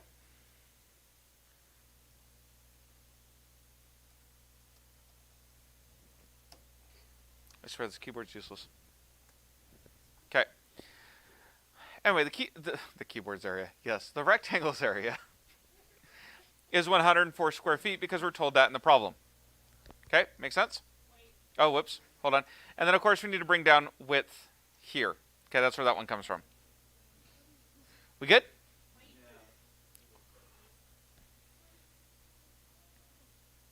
Now, I can't split them up and set them equal to 104 because that's not how multiplication works. Okay? I need to get it equal to 0, so in order to do this, I have to undo and I have to go through and multiply it, then I'll factor later. Okay? Made sense in my head. All right, so we're going to distribute this W, so we end up with W squared plus 5W equals 104. We're going to subtract 104 from both sides. Cool?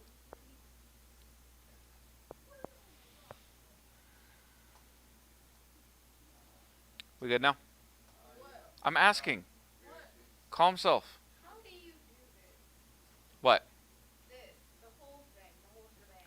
I'm showing you. Okay, but like, how do you, What do you mean, how did I do it? How did I do what? how do you get 0 equals W squared plus 5W? I subtracted 104 from each side. Okay.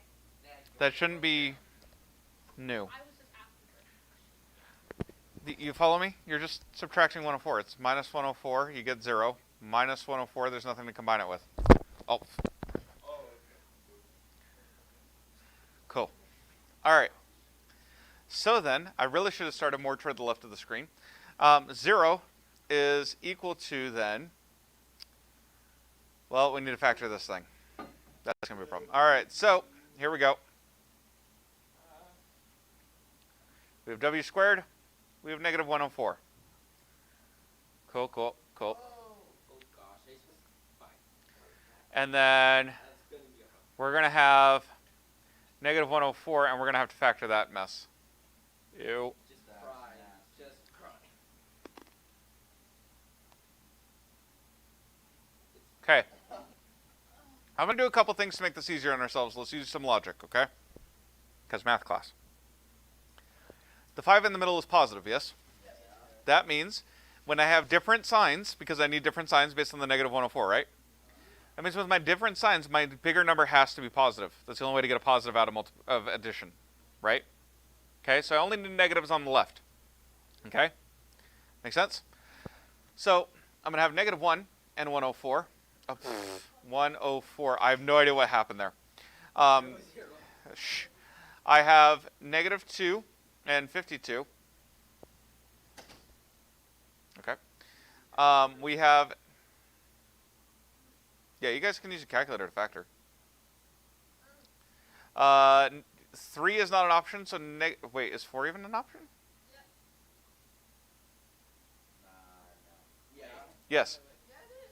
I was thinking. All right, so we get 4 goes into 10 twice, leaving 2 left over. 4 goes into 24 6 times. Okay. 5 is not an option. 6 is not an option because 3 wasn't. 7, maybe? 7, 1, wait. No. Hey Siri, what's 104 divided by 7? It's about 14.8. Okay, no. All right, 8, yes, because we have a 4 and a 2. So negative 8. 8 goes into 10 once, leaving 2 left over. 8 goes into 24 3 times. Okay, and that is the pair we need because that equals positive 5. There might be another one, but I know that this is fine. At that point, I would just do that. At that point, you just keep hitting divided by a number until something works. That's all you have to do. You just do 104 divided by 2, get that number. 104 divided by 3, that doesn't work. 104 divided by 4, you get 26. That's all you have to do, man. It's super easy when you got a calculator. Because if I act with times, it's stupid. Then they can divide. Okay. So we get negative 8w and 13w. Cool? Yeah. Okay. Yeah. So factoring out this way, what do we get? W. And then what about here? W. No. Oh, 13. No. This way. Negative 13. Still no. 13 does not in 8w. 8W. Negative 8W. Just negative 8, guys. Okay, what about this way? That means 13. Oh, W. What about this way? 13. Positive 13. So it doesn't even matter what those things are. You just need it to be at the end. Just do it. What are you talking about, dude? You're factoring out what's in common. We've had whole sections on this. This part should not be new. Okay. We had like a week on this. No, actually, my question is, if you don't even have to, like, if we could do that stuff, like, if that's a 2 and that's a 4, what would you do there? Dude, you're pointing vaguely at the screen as if I know what in the world you're talking about. Ask me after. Ask me after. Ask me after. Okay? Because you're pointing randomly. I don't know where you mean there's a 2 and a 4. No, like, that's No, I'm saying I can't tell when you're going like this what you're pointing at. So, no, ask me after.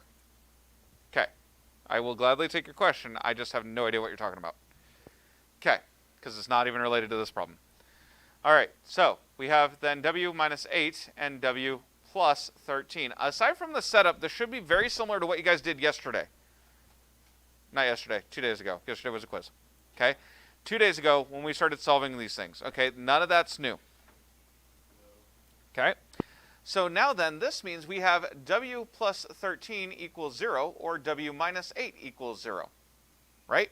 That's how that works? Yeah. Right, Maya? You with me? Okay. So we're going to subtract 13 from both sides. W equals negative 13. And we're going to add 8 to both sides. I swear that's an 8. Okay, so W equals 8. Hey, quick question. Okay, just throwing this out there. Can you have a negative length in a rectangle? No.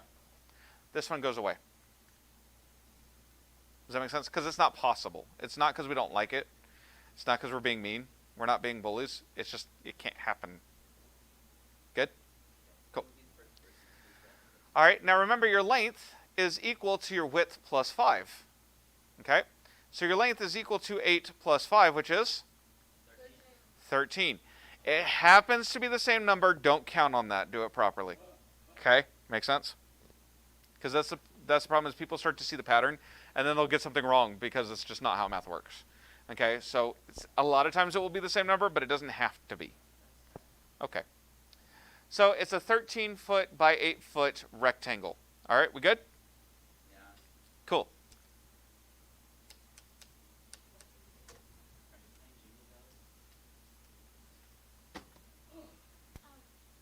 Oh, sure, now it works. Stress, can you do your screen thing again? I can't.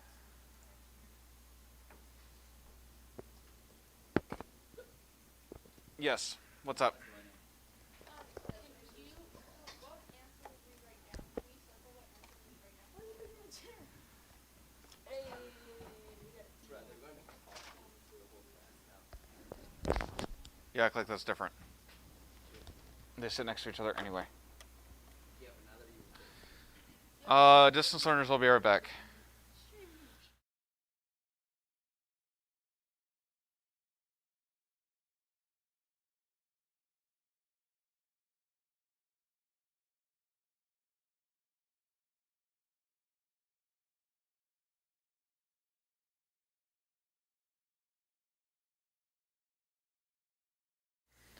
All right, sorry about that. All right, so length. So essentially what we'd do is we'd say that, knock it off, both of you, now. Okay, so this means we have what is even happening right now? Okay. So we have a 13-foot by 5-foot rectangle. That would be what you put down in circle. I don't know why it's suddenly writing in red. I will fix that for the next slide.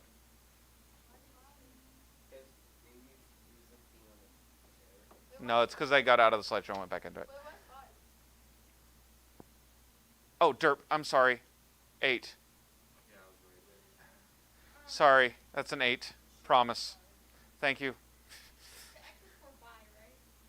Yes, that's not a variable. That's just how we write dimensions. So how did you get to 13? Is that from the other one? After we got W equals 8, Yeah. we added 5 to it. We got 13. Oh, so that's okay. We just plug it back in afterward. Okay, so it's like 13 for the length. Then Yes. We always list length first. alright, then it says times the width. Yep. Alright. Gotcha. Hence why it's written like this. Gotcha. As I just realized I just popped all my knuckles right in front of the mic. Sorry. All right. Anyway, that was probably real loud. I also have been like hitting the mic all day because the cord's not in its usual place to like rip the stream. All right. We good? Cool. B. All right. The volume of a certain box is 20 cubic inches. The width is 4 less than the height, and the height is 1 less than the length. Find the dimensions of the box. Real quick, on the test, if you guys need any formulas, you're welcome to let me know and I'll give them to you. You are not expected to memorize the formulas. Okay? Just remind me, okay, if I forget. If you're a distance learner and need to Google a formula, it's fine. They're going to be doing that. Not the whole answer, just the formula. Oh, my word. Douglas. I'm fine. Yeah, I know. No, I'm good. Sit down. Yeah, that's the wrong one. That's why I'm like, I'm good. Yeah, I don't know what just happened here. All right, so now it's a box. In general, volume is equal to length times... No. That is correct. I'm just moving over more. Volume is equal to length times width times height, if you guys will remember from pre-algebra. Okay? Vaguely. You guys may vaguely remember this from pre-algebra. Huh? Volume is equal to length times width times height. Okay. So we know volume. It's right here. 20 cubic inches. Okay? Makes sense? That's where that number is going to come from. So I'm going to put a 20 down here. Okay? So far, so good? What's wrong? I thought volume was how cool it is. Yes. 20 cubic inches. That's how you have to figure out what it is. How far out the volume? We're saying this thing holds 20 cubic inches. Oh, okay. Cool. All right, now we're given the width in terms of the length and the height in terms of the length. So which one do we know the least about? The three. The length with The length. Okay, so the length will just continue to be L. Make sense? Yeah. Okay. Now then, the width is 4 less than the length. How would I represent 4 less than the length? -4. Length minus 4. So for width, I'm going to plug in length minus 4. Make sense? Okay. Now then, the height is 1 less than the length. How would I represent that? -1. -1. So I would have length minus 1. Does that make sense? Wait. Yes. Hold up, I have a question. Yeah. Why is there an L minus 4 when it says width is for like, okay, I get that. Cool. This is for a, I said the width was for You good? Okay. All right. Now, again, I can't just split stuff up at this point, even though it looks nice, neat, and factored, because it doesn't equal 0. Does that make sense? I have to get it to equal to 0 first. So the first thing we got to do is multiply through everything. Pro tip, okay? Do your FOIL first, then put back in your common factor. Okay? So we're going to have L times, and then we're going to FOIL this. So L times L is L squared. By the way, notice that whenever I'm using L, I'm using cursive L. There's a reason. Non-cursive L's look like 1s very quickly. What if you put capital L? Then you're doing it wrong. Yeah, you have to use Actually, even in typesetting mathematics, there's actually a special character, ELL, that you use for this in order to get a cursive L, because that's just how you do it in mathematics. You just don't use print L, and you can't change suddenly the case of a letter because it changes the variable, especially in science. All right, so we have L squared minus L minus 4L.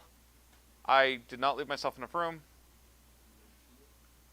Eraser. Dirt. Okay, so L squared minus L from the outside, minus 4L from the inside, plus 4. Because negative 4 times negative 1 will be plus 4. Does that make sense? Yeah. All right, so we're going to close this. We do have like terms that we can simplify here. So we get 20 equals L times L squared minus 5L plus 4. All I did was combine like terms. There's no other voodoo happening. Okay, now I need to distribute this L. All right, so 20 is equal to L cubed minus 5L squared plus 4L. Now we're going to subtract 20 from both sides. I will leave it on the screen when I'm done. Okay, for now just pay attention. 0 then is equal to L cubed minus 5L squared plus 4L minus 20. Yes, that's exactly right. So at this point now, I have something that I can factor, but I have 4 terms. So we're going to use grouping. Okay? So let's go ahead and let me see if there's another color I can grab here. No, because blue doesn't show up real well. I'm going to try magenta. Yes. All right, so now what we're going to... No, that's just like straight up not readable. Popped up. Yeah, basically. Okay, you know what? Just, where's white? There it is. Okay. Popped up in the chat. So we're grouping things together here, okay, and I'm just switching color to show it's a different step. Does that make sense? All right, so I'm just inserting parentheses for factoring by grouping, okay? So what's in common in the left side of parentheses? L. Squared. Yeah. L squared, and then we get L minus 5, okay? What's in common in the second set? 4. So we'll factor out a 4. L minus 5. So now I have 0 equaling L minus 5. Whoops, that's a 5, I promise. Whatever. I made it worse. And then L squared plus 4. Okay, makes sense? Yes, sir. Now, because now I have two things multiplied together that equal 0, now I can split it up. So I'm going to have L minus 5 equals 0. Or, and I'm running out of slide. So up here, L squared plus 4 equals 0. That's the only reason they're being written like that is because I'm out of room. You would write them side by side. Does that make sense? Yeah. Okay. So solving one at a time, we add 5 to both sides. So L equals 5. To solve this one, we would get minus 4, L squared equals negative 4. Hey, quick question. Can anything squared ever equal a negative? L equals -2. No, because if you square a negative, you get a positive, right? Yes. Okay. So if I try to take the square root of this, that's not going to work, right? So, all right, this whole path is gone. What? Because it can't happen. That one can't be 0. Does that make sense? This is actually what you want from a word problem. You want there to be only one solution. One of them is supposed to go away. All right? So it's usually an impossible one. Either it's a negative length, or you're taking the square root of a negative, which is equally bad. Okay? So then my length is 5. So now to find the dimensions of the box, well, I know that the length is 5. Okay? You know what? No, let me... Eraser. Let me grab... Man, I'm just going to have to use yellow again. All right. So my length is 5. So this is a 5-inch. The double tick mark means inches. It's pretty common. I'm just using it because I'm out of space. Okay? Yes. So what I'm writing right now is your answer. This is our answer box. So 5 inches. What is our width is 4 less than 5, right? Yeah. Which is 1. 1. So 5 inches by 1 inch. Whoops. By. And then our height is 1 less than the length. So what's 1 less than 5? 4. And this is often how dimensions will be given on, say, an Amazon web page, something like that. They'll give them it. They'll always give it in length, width, height. That's just the standard. So that way you don't have to write length, width, and height every time. Yes. After the 1, what is that on top? That's a double tick mark. It's just the inches symbol. I'm out of space and trying to write really tiny. Same after the 4. It should be 2 tick marks. I'm just out of. I just thought it was really hot. Oh yeah, no, sorry. It's supposed to be the inches symbol. I just have no ability to make that any neater because I'm literally out of slide. All right, does that make sense? Y'all follow me? All right, cool. On to example C. All right, this is a consecutive integer problem. Okay, those were 2 big words. What does consecutive mean? Like, same thing. Like, consecutive. It means in a row. In a row. Oh. Okay, what does integer mean? I have no idea. Whole number. No fraction, no decimal. Specifically, it means positive or negative whole number. Okay. So, and then, okay, what does odd mean? Exactly. Okay. Odd means odd. Bonus? Not in this class. All right. Now, we need to find 2 consecutive odd integers. So, really? Yeah.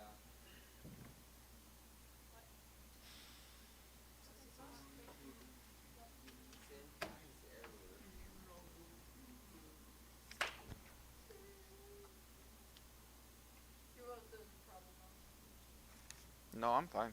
I have no problem here. I just argue the necessity of doing this. Not the problem, to be clear, the method they take.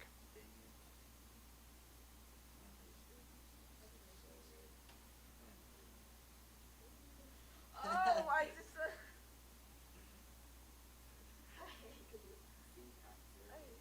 get away from me. Okay, now there's 2 schools of thought on this.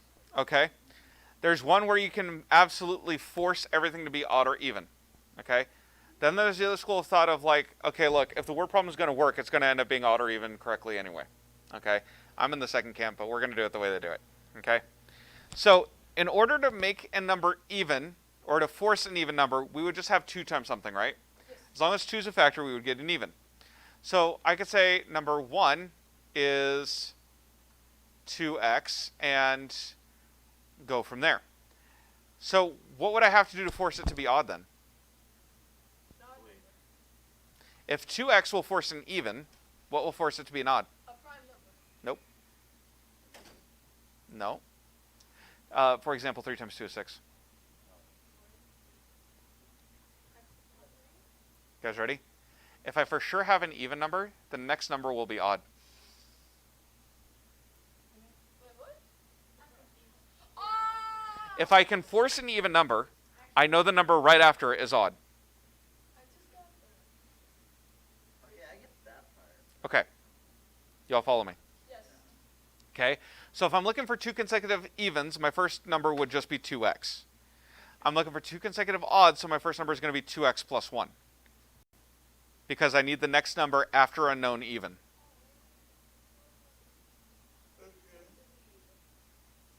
Bear with me. Okay? How would I get to the next odd number? Add 2, which would give me plus 3. Okay? So I'd end up with 2x plus 3. Now, their product. What does product mean? Multiply. Multiply. So 2x plus 1 times 2x plus 3 is, what does this mean? Equals. Okay, 1 less than, how would I represent that? Minus 1, because there is a reverse card, the than. Okay. 6 times their sum. Okay, so 6 times their sum. Does that make sense? I did not leave myself enough space. I'm going to have to erase. But do you see how I got the template? How did you fix the odd integers? With the number 1 and number 2 thing. Using logic. And I don't mean that to be sarcastic. I mean, that's what I was talking through the whole thing at the beginning of the problem. I didn't get it because the problem told me. I'm telling you, this is how we find consecutive odd numbers. You start out with 2x plus 1, 2x plus 3.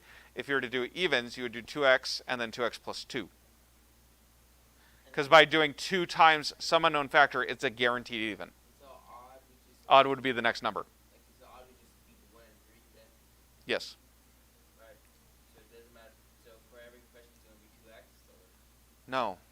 Not every question. If it says odds, that's what you'll do. Yes. Okay, just... Okay, I understand, but at the same time, I spent like a whole 5 minutes explaining where the 2x came from. So I got to move on. Yes?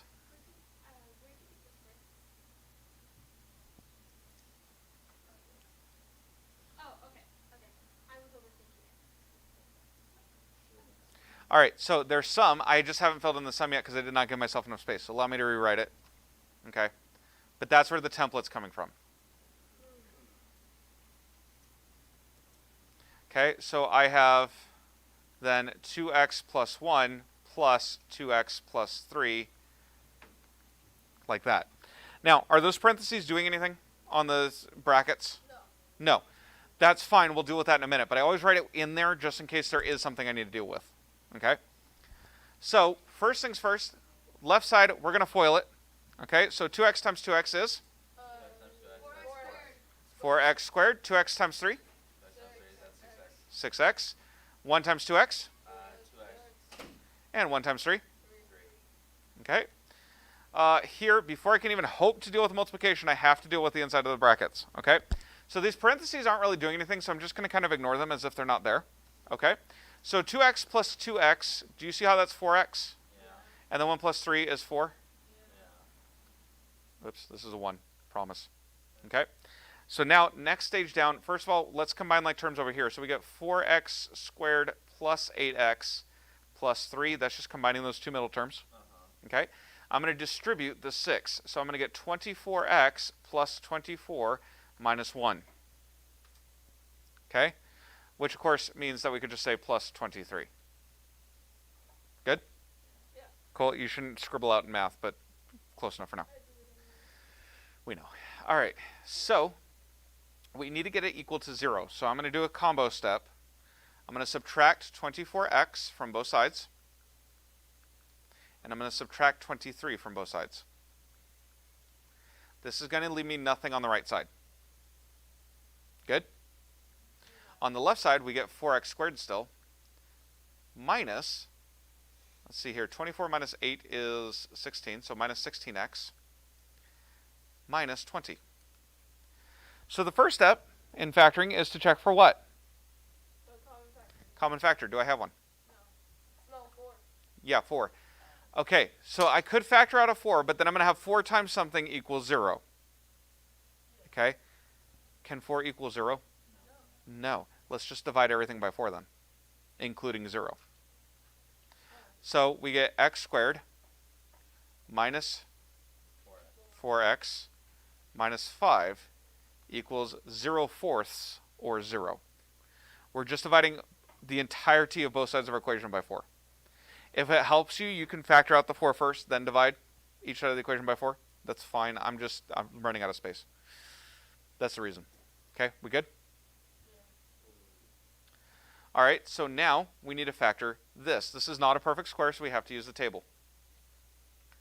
All right, this is going to be real kind of quick because we're running out of time. We have x squared. We have negative 5. All right, so factoring out over here, we have negative 5. This means I can have negative 1, 5, or 1 and negative 5. It's prime, so that's all we can do. This one, however, gives me negative 4. So I have 1x and negative 5x. Factoring out vertically, we get, and this one here, plus 1. Factoring out this way, we get x and negative 5. Good. So this means then that I have 0. Let's see here. I'm going to just kind of do this so I have space. All right. So we end up with x plus 1 times x minus 5 is equal to 0. This means that x plus 1 equals 0, or x minus 5 equals 0. This means that x equals negative 1, or x equals 5. Now, there's nothing real-world limiting this, right? It says integers, so negatives are allowed. Does that make sense? Yeah. Okay. We also know... Oh, we're actually not even at our answer. Okay. So, I'm going to split this up, and here we go. We're going to have 2 segments of answer, okay? So here, with x equals negative 1, we're going to have 2 times negative 1 plus 1. So first of all, what's 2 times negative 1? Negative 2 plus 1? No, it's negative 1. Okay? And then I'll have 2 times negative 1 plus 3. Okay? 2 times negative 1 is? Plus 3 is? 1. Okay? So these would be our 2 consecutive integers. Okay? We'll talk more about that in a minute. Okay? On the other one,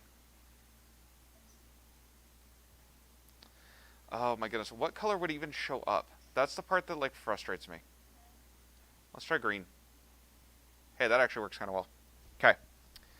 So we're going to deal with this x equals 5. So we're now number 1 is going to be 2 times 5 plus 1 equals 2 times 5 is 10.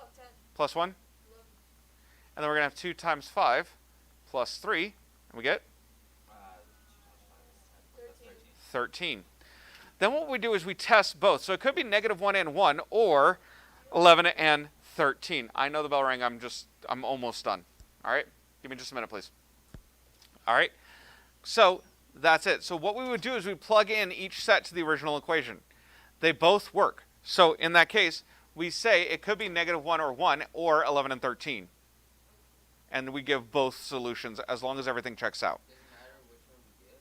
You have to give both if both work. In this, how would we write the answer? You just write the numbers could be negative 1 and 1, or they could be 11 and 13. You just write it as a sentence. All right? That's it tonight. You guys are doing practice 7.11 blue. This is due tomorrow. Practice 7.11 blue is due tomorrow. There's not a lot of them, okay, so that should help. And then throwing this out there too, because we're going to be off, or we're not going to stream tomorrow. You guys have review page 273 due Monday. Blue problems assigned, non-blue problems bonus. Test 7 is Tuesday, Wednesday of next week. All right, I'll see you guys later.